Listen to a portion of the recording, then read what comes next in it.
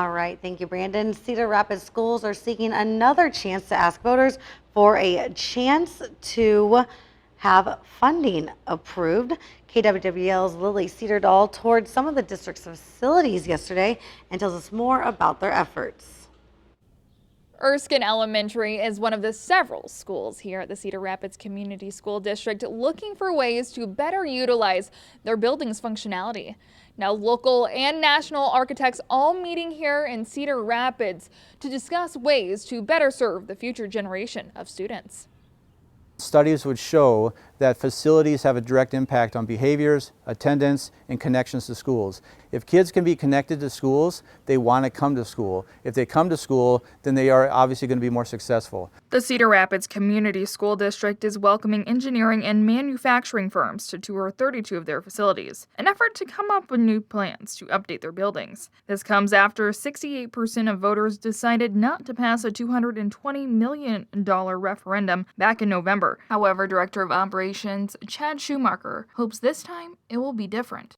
We are co-creating a plan, and we are involving our community, we're involving our staff, we're involving our parents. We're sending out a survey to all of our active registered voters. That's 60,000 plus people that will receive the survey to say, what will you support? Thursday's tour included 3 schools that were built in the 1950s, Grantwood Elementary, Erskine Elementary, and Washington High School.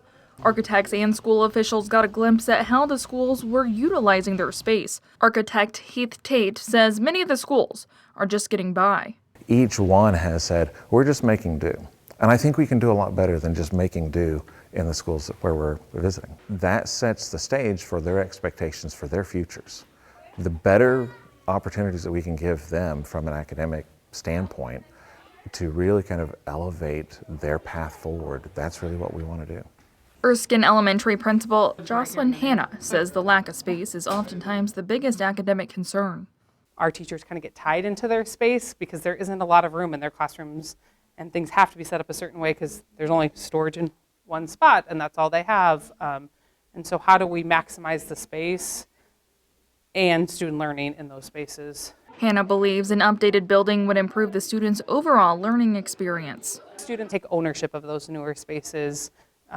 They're not walking into classrooms where paint's falling off the wall. Like, that's their new space. They want to keep it that way when it looks nice, which makes you feel safe and supported in your classroom and want to learn. While school officials are in the beginning stages of rolling out a new facilities master plan, they say it's important to involve the community throughout the entire process.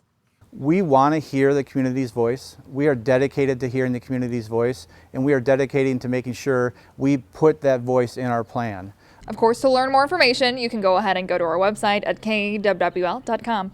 Reporting from Cedar Rapids, Lily Cedar, News 7 KWWL.